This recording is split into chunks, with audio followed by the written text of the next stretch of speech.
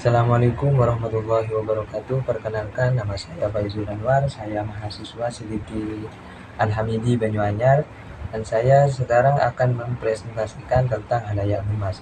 Apa itu definisi dari halayak humas? Halayak atau publik adalah kelompok atau orang-orang yang berkomunikasi dengan suatu organisasi, baik secara internal maupun eksternal.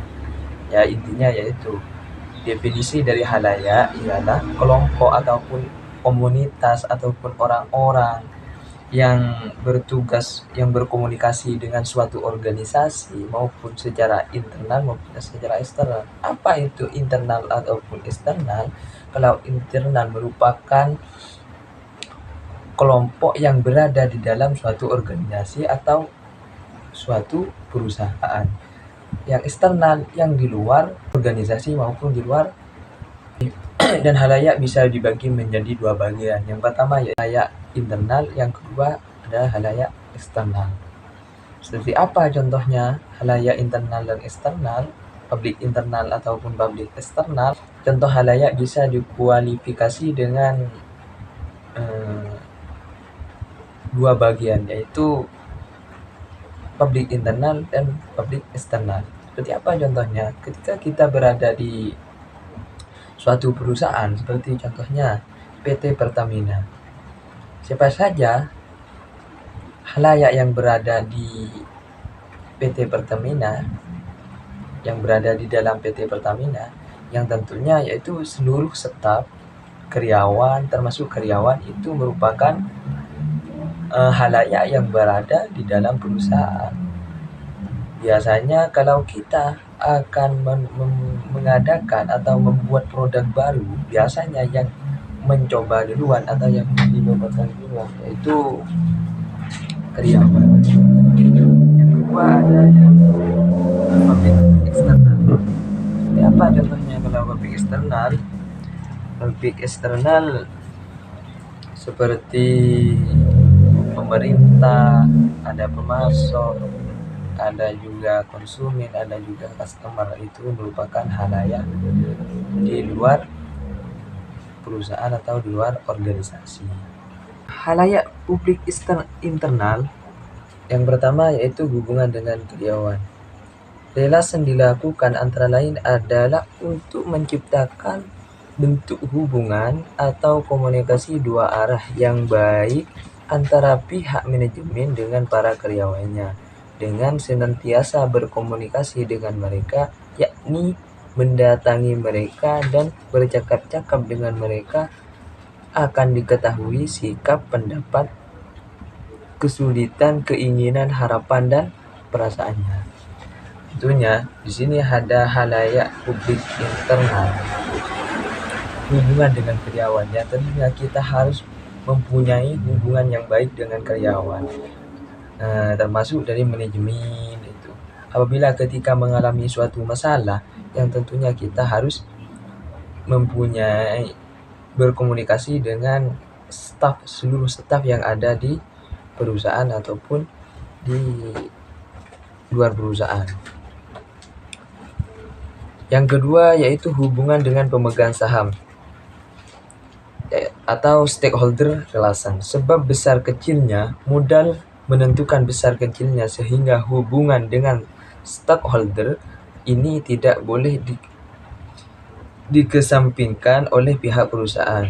Usaha membina hubungan dengan stakeholder tidak lain adalah untuk tujuan memajukan perusahaan. Itu yang kedua yaitu hubungan dengan pemegang saham. Yang pertama ada hubungan dengan karyawan, yang kedua ada hubungan dengan pemegang saham atau dikatakan stakeholder relation. Sebab besar kecilnya modal menentukan besar kecilnya perusahaan, sehingga hubungan dengan stakeholder ini adalah tidak boleh dikesampingkan oleh pihak perusahaan. Maksudnya stakeholder ataupun pemegang saham itu tidak boleh dikesampingkan oleh perusahaan. Komunikasi dengan pemegang saham dapat dilakukan misalnya dengan cara di sini ya. Ada komunikasi dengan pemegang saham dapat dilakukan dengan cara yang pertama, Menyatakan selamat kepada pemegang saham yang baru, yaitu kita memberi selamat, mengucapkan selamat datang kepada pemegang saham yang baru. Yang kedua yaitu memberikan laporan. Yang pastinya kita harus memberikan laporan tentang apa yang sudah kita jual ataupun apa yang sudah kita pemasukan tentang pengeluaran, itu harus memberikan laporan, ataupun masalah-masalah yang ada di dalam perusahaan yang mestinya kita harus melaporkan kepada pemegang saham.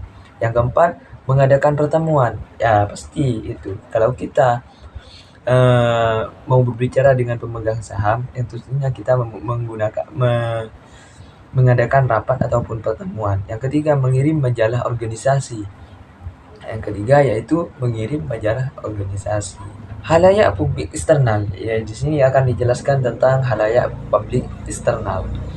Hubungan dengan konsumen ataupun customer. Kita harus mempunyai hubungan yang baik dengan konsumen ataupun customer. Yang kedua yaitu hubungan dengan pemerintah.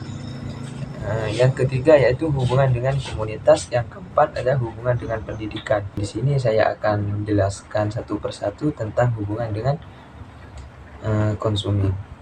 Hubungan dengan konsumen atau customer yaitu dengan pelayanan melalui iklan, karena di samping mempromosikan hasil produksi perusahaan yang tentunya memberikan keuntungan di pihak perusahaan, juga ada keuntungan bagi pihak konsumen, yaitu bagi pihak konsumen merupakan input tentang bagaimana barang tersebut digunakan dan apa keuntungan jika konsumen menggunakan tersebut.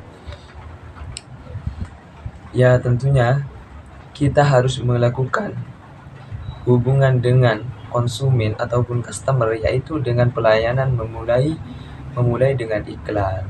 Karena di samping mempromosikan hasil produksi perusahaan yang tentunya memberikan keuntungan di pihak perusahaan, juga memberi keuntungan bagi pihak konsumen. Yang kedua yaitu hubungan dengan pemerintah. Para pemerintah dibutuhkan untuk menciptakan lapangan pekerjaan, penyediaan modal, melindungi para karyawan, melindungi sumber alam, mengatur hukum, mengatur dan merangsang minat investasi modal asing dan sebagainya.